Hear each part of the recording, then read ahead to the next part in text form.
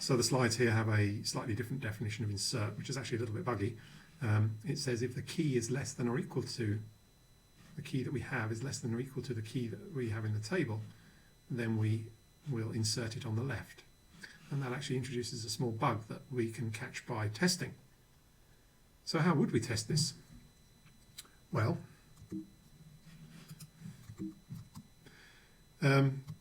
we can test this by comparing the behavior of this table with the list-based simple lookup table. So what we need to do that is a conversion function that converts between the representation, the recursive representation of a table that we have, and the list-based representation of a table, which is a list of key value pairs. And what we would like for any key and any table is that when we look up a key in the table, we get the same result as if we use the standard list-based lookup function with the contents of the table. And similarly with the insert function, if we insert a key value pair into a table, we get the same as inserting a key value pair into the contents of the table. Well, what is this function here? Well, that kind of depends on what we expect the insertion operation to do. And that's something we have to be quite precise about. Okay, so what's the contents and what's the point? Well, before we look at that, if these things do the same job, why did we bother? Well, we bothered because looking up tables, looking up keys in tables represented in this way is potentially vastly more efficient than using a list representation. So I'm not going to go through the full testing of this, but I'll talk a little bit about the properties that we would like. So what about defining the contents? So what are the contents? Well, the contents, let's see if I've got any stub code for this contents function. There we are. Contents are something that's going to convert between the recursive table definition that we have and the list-based definition. So the contents of an empty table is just empty, and the contents of a non-empty table, which will always be a join of a left tree, a key, a value, and a right tree, a table I should say, calling it a tree, because you can think of it as being tree-shaped. Well, how do we do this? Well, we're going to use recursion. We're going to assume we know what the contents of L and R are. Contents L and the contents of R. And we're going to ask ourselves, how do we combine the contents of the first half of the table with the contents of the second half of the table and this key value pair to build the contents of the whole thing? Well, we need to join them all together. We need to join these two things together, but we also shouldn't forget that we want to also include the key and value pair that we have in the middle. So we've done this in such a way that all of the contents where the keys are smaller than k will be on the left, and all of the contents where the keys are bigger than k will be on the right, and we've preserved that here in this function. So we've put all of the things left, which are smaller than k, on the left and the others on the right. So actually at this point we can actually define the invariant that we have for tables. The invariant for tables, which is, let's state it for tables of int,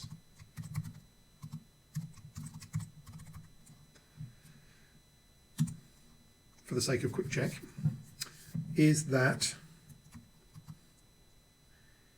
if we have a table, then the contents of the table should be in order. So we'll need a function for that. They should be ordered. So what does that mean? Well, it means that they should be sorted. So one way of defining that would be to say that if we sort them, then they'll still be sorted.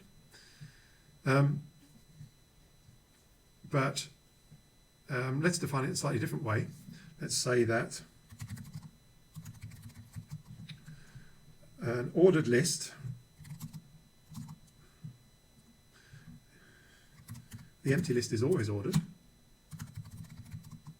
If we have a key value pair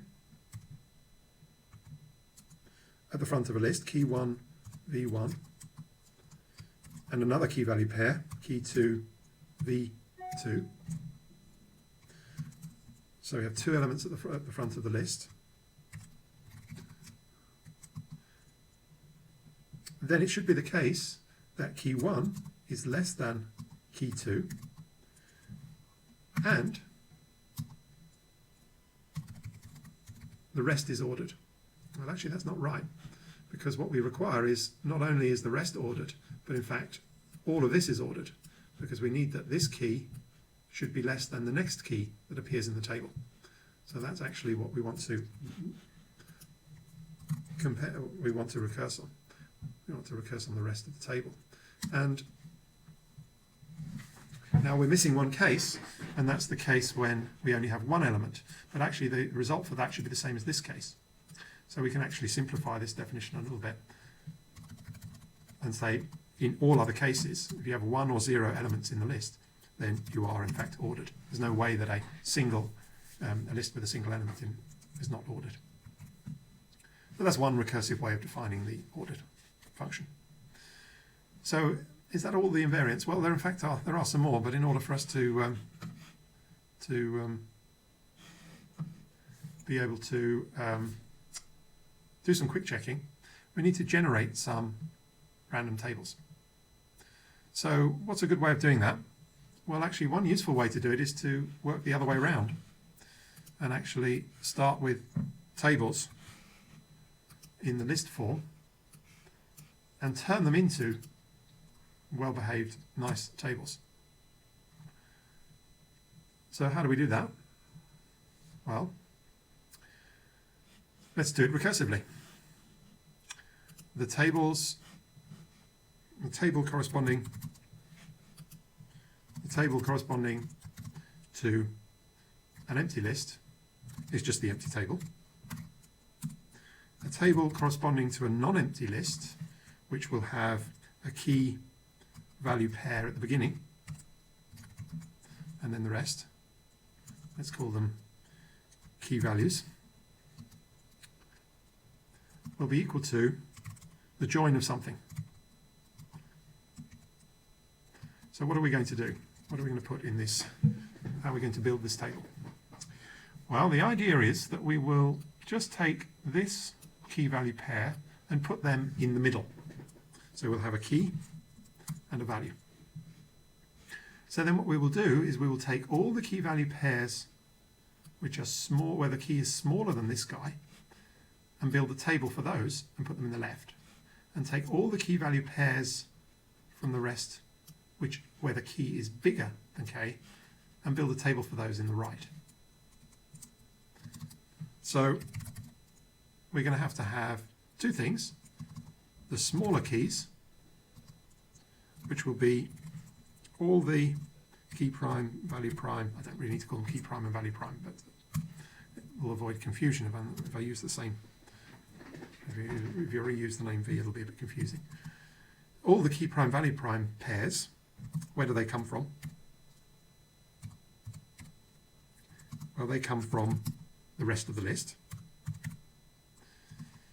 And we're only going to take those for which the key that we find is smaller than k. They go on the left. And the bigger ones, well, that's kind of similar. So excuse the cut and paste, but I don't think we can make it any neater without. They're all the ones where the keys are bigger. So what we've done here, in fact, is we've ignored all the keys which have the same key value as this, k, that appear later in the table. And that's actually the right thing to do, because when we do a lookup in a table, we're actually only interested in the first one anyway. So we don't actually want to build tables which have more than one occurrence of a given key. In fact, that's part of the invariant property. So we really ought to fix that. When we build a table, we really shouldn't have keys appearing more than once. We shouldn't be able to look up the same thing in different ways. So we need unique keys. So what are the unique keys? How do we say that unique keys? Well, we would have to say that the contents, all the keys in the contents are unique. So we would say, let's define that down here. what is the contents? All the keys are all the keys which we can find by looking at the key whatever in the contents of the table. And what we want is that the keys is equal to the nub of the keys, that there are no duplicates. We could also define that directly as a no duplicate function. So that's an invariant, and if we satisfy that invariant, then that would be great, because this is exactly what we're achieving here. So what are the tables that we need to join together to make this table? Well, we need to make a table out of all the smaller guys, and we need to make a table out of all the bigger guys. And so we've built a table where this guy is sort of in the middle, roughly, and all the things which are smaller will be put in this table, and all the things which are bigger will be put in this table. And then we can create an instance of an arbitrary table, and it's a table KV. Now we're getting to a similar problem we did with the other example, is that we can only build arbitrary tables if a number of constraints are met by the K and the V. We're going to require that several constraints, actually. They go in brackets. So the first is that we can build arbitrary keys. So keys have to be in the arbitrary class. We have to ensure that not only are they in the arbitrary class, but they are ordered, because we have to compare keys. So we have to be able to do comparisons, so they need to be in the ordered class. And in a similar way, we need to be able to generate arbitrary values. So we need V to be in the arbitrary. So that's quite a complicated looking way of defining when we have arbitrary. We can build arbitrary tables. So what is the arbitrary function then? Well, we can define that in a fairly simple way now. We can build a list of key value pairs, something of this shape, key values using the arbitrary function. Remember, arbitrary will work for pairs, lists of pairs, as long as the things we put in them are in the arbitrary class, and that's what we specified here. So we can generate a list of the right kind, and then what we do is return the table we get by converting those using the table function. So let's just find all the bugs that we've introduced in this thing. We have multiple declarations of something. Oh, there was tables over here. Bugs, I thought we'd fix those bugs. We've got the left table and the right table. Left table, right table. What's wrong with those? Look all right. Oh, maybe that's an old bug. I've scrolled too far at my errors. Let's start down here and scroll back a bit more carefully. Multiple declarations of table. Oh yeah, okay, I was getting carried away there. So let's delete that guy. We need to find it further up in our file.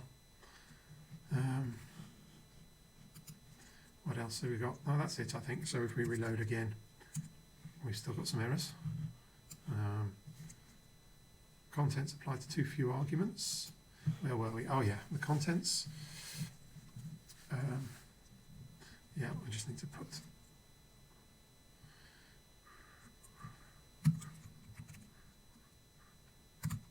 Okay, just a couple of missing brackets and then we're good to go.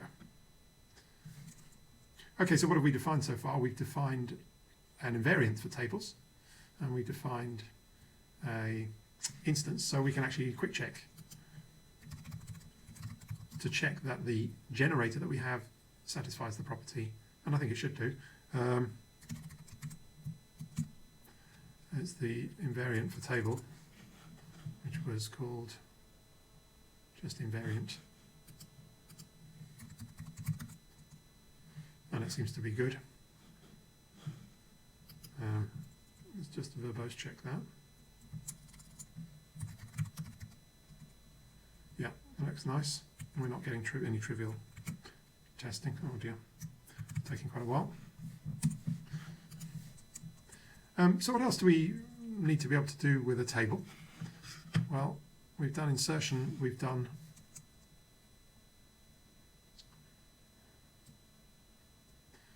lookup, and it feels like, you know, that's kind of all you need, where you need an empty table as well. So you might have a function empty table just to return this guy to build a proper abstract data type, so that we can hide the representation from the users. The users don't actually see that this is represented in this way. They just get the functions that operate on tables. And that's great, but actually to do this properly, to really make a good job of this, we need to do a bunch of other things which are actually quite tricky. So one of them is to try and make sure that when we add things to tables, our tables are kind of well balanced, in the sense that roughly half of the things are on the left of any key and half are on the right. Now if we start with a table, an empty table, and add numbers and add key values in such a way that each time we add a new key value pair, the key is bigger than the last one, then what we will get is always have an empty table on the left, and we will have a non-empty table on the right. So if every time we do this we have an empty table on the left and a non-empty table on the right, then effectively we've got the same as a list, and we've lost that efficiency that we were hoping for. So in fact, to get this right, we kind of have to keep these tables, this structure balanced. And that doesn't change the correctness. It's not a correctness property, but it's an efficiency one. We want this nice property that it's quick to look up things. Then what we need is these tables to be well balanced. And the functions that we have don't guarantee that. Now this is quite a tricky topic, and we're not going to cover it in this course. But it's worth noting that there is a standard library of tables. They're not called tables, they're called maps, with a big map, and it's in data.map. And this contains various operations for manipulating tables, and they're represented internally using a data structure somewhat similar to this. However, when you use them, you're not able to see how it's represented. You simply see a bunch of functions for inserting values into tables and looking up tables, and a bunch of other operations for manipulating tables. And the representation is completely hidden. It's an example of an abstract data type. Okay, let's return to the slides for a moment. Where are they? There they are. So we talked a little bit about testing and generating random tables. So we'll skip through those. And then they can be generated in more complicated ways, as we did for the expression language. I found a little shortcut using lists, which made our life a lot easier. So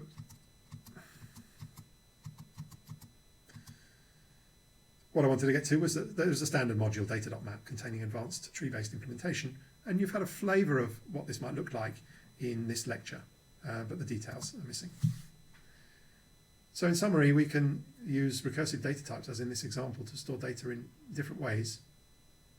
And if you make clever choices of representation, you choose your data structure as well, then this can change the performance dramatically.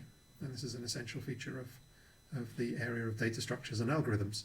And there are a number of courses which focus specifically on data structures and algorithms and how they can be structured and how you can reason about their behavior in terms of the time that they take to compute. Now, if you want to get these algorithms right, thinking about the invariants that these data structures should satisfy is crucial. And QuickCheck gives a nice way of actually testing those as we go along. And so formulating properties as invariants and variants as properties and testing them is a good way to reveal bugs in your designs early.